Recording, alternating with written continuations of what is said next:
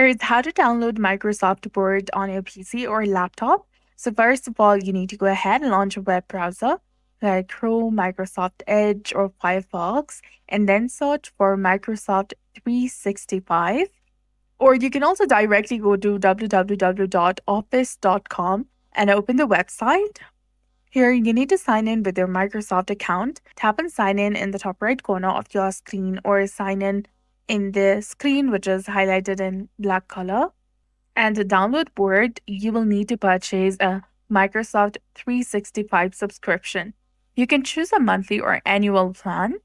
Once you have a subscription, look for the Install App option in the top right corner and go ahead and install it. Choose the language and the version you want and install. Then after open your file explorer, you should see a downloaded file option called Office Setup. Double click on it to run the installer, and this will download and install all the Microsoft 365 apps, including Word. And after the installation is complete, search for Word on your computer and open it. You may be asked to sign in with your Microsoft account to verify your subscription. And once you've done that, you can start using Word. So that's it. I hope you found this video helpful. If you did, please like, share, and subscribe. Thanks for watching. We'll see you again in the next one.